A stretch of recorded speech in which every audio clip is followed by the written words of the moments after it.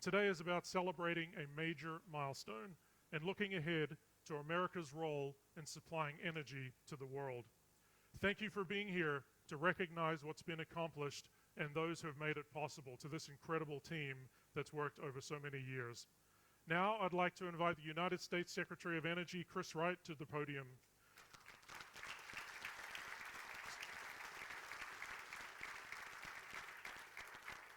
Secretary Wright knows energy, he knows our industry, and he knows what contribution it makes. His move from the private sector to public service has been invaluable to our country. His industry insight is widely recognized and admired, and he's backed by an administration that understands our business, and we're incredibly fortunate to have his leadership. Secretary Wright. Thank you. Thank you. God bless you, my friend. Thank you.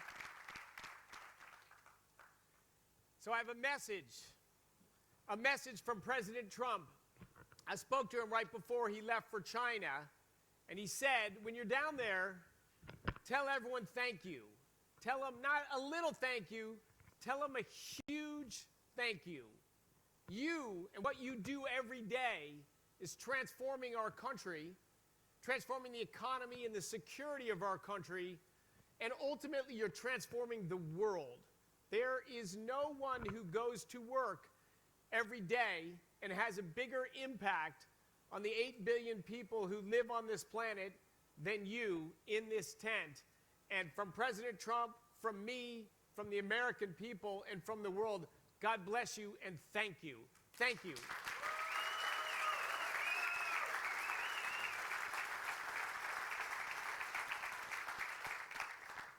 I think Alex runs Golden Pass, passionate about energy, lifelong in the energy business.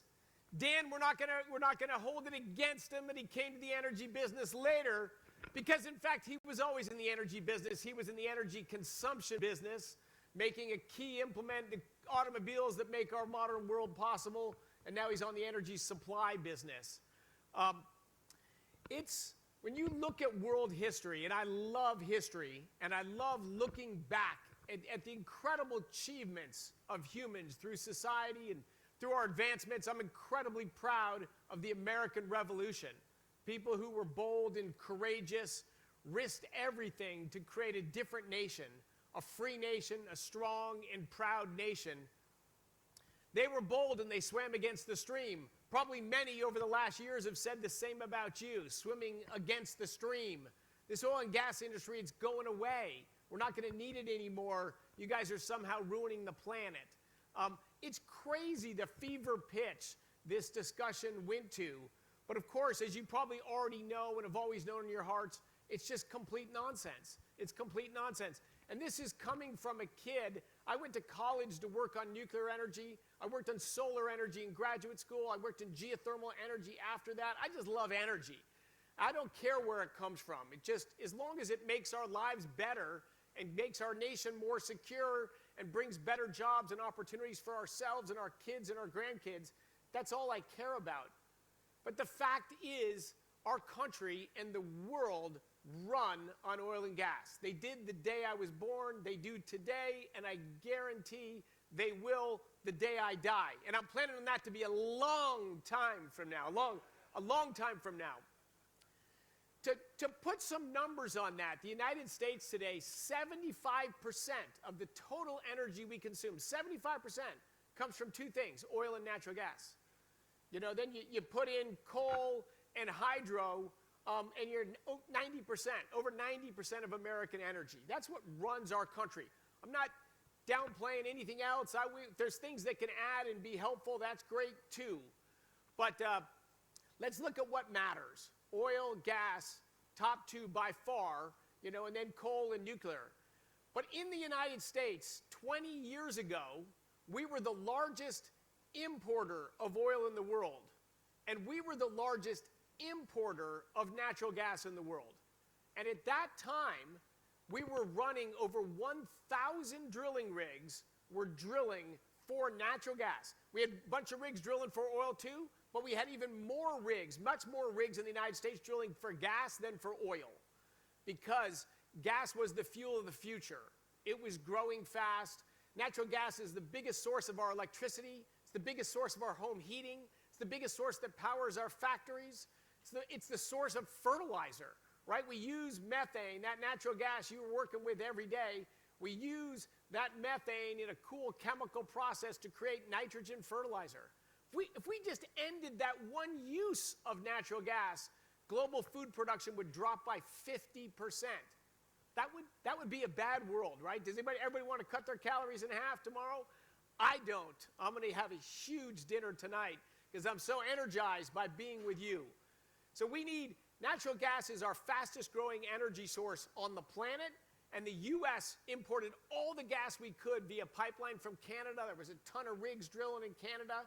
This facility right here was built because we couldn't get enough gas from the United States and from Canada to power the future we wanted. So bold investors, Exxon and Qatar Energy, said, we're going to build a facility here to import natural gas from Qatar over to the United States so we can still have this future in front of us. And then a funny thing was going on in the background, the American shale revolution, that only happened in this country. Because in America, you can take risks, you can take gambles, you can bet on yourself, and sometimes it works out, sometimes it doesn't. We dust ourselves off and we try something else. The shale revolution turned out to be this phenomenal success. So here we are today, here you all are here today, and when we were running 1,200 rigs drilling for natural gas 20 years ago, today we're running 120. 90% decline in the rigs drilling for natural gas. Sounds like an industry that blew up, it collapsed. But what happened in natural gas production? It doubled, more than doubled. We are today the world's largest exporter of natural gas in the world by a fair margin, by a factor of 2. And if you look out 10 years, we'll be the largest exporter of natural gas by a factor of 3, maybe 4. The future of global energy, the future of our country, always tied to energy. But no energy source on the planet is growing faster and is more important than natural gas. Like the most important industry is energy, because that's what makes our lives possible. And you're in the most important piece of the most important energy is the most important industry, and you're in the natural gas piece. Fastest growing, most dynamic piece. It's the fastest growing export of the United States of America. President Trump got elected because there was too much nonsense around energy. Oh, we're going to close our coal plants and shut down the industries that power our country, and we're going to spend a ton of money on energy sources that, again, to the extent they work, that's okay. But the globe spent $10 trillion on wind, solar, batteries, and transmission lines to support them. And today, they're a little bit less than 3% of global energy. In the United States, they're just over 3% of United States energy. Natural gas is 37% of United States energy. And in fact, you can't make wind turbines or solar panels without massive amounts of natural gas, coal, and oil. So without what you do, like almost nothing happens in our world. And I want to say, you're at the beginning of this. You're at the beginning of this. Thank you for being here to build this plant, but we're going to build a lot more. Because today, about 1 billion people live lifestyles like us.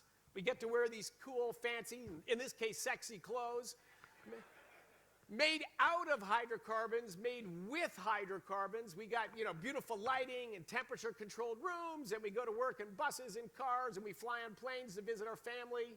We have life expectancies that are more than twice as long as anyone in the world just a few generations ago. Pretty awesome.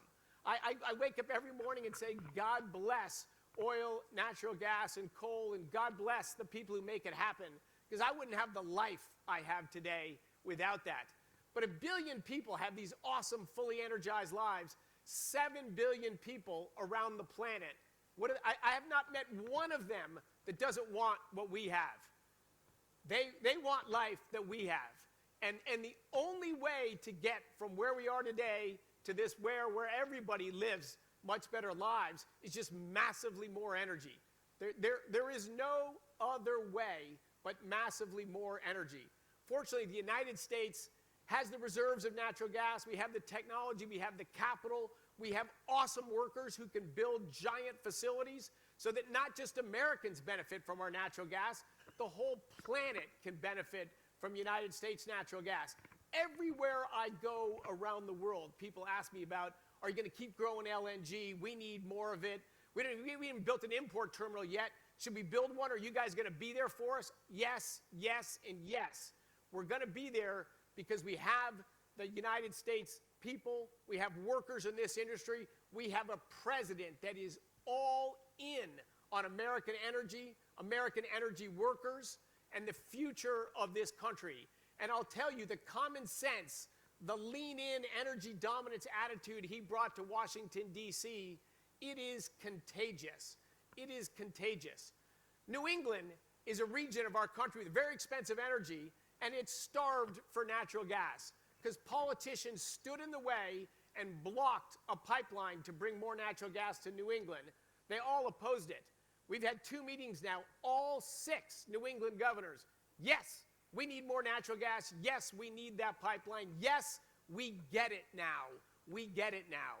Politics are always going to swing back and forth, but an appreciation of how important energy is, how important oil and natural gas are. We're not going to go back to the crazy town we lived in 2, 3, 5, 10 years ago. I don't know where we're going, but I know we're going to a world of more energy, more American jobs and opportunity, a more prosperous future for us, for our families, and for our country. And God bless you.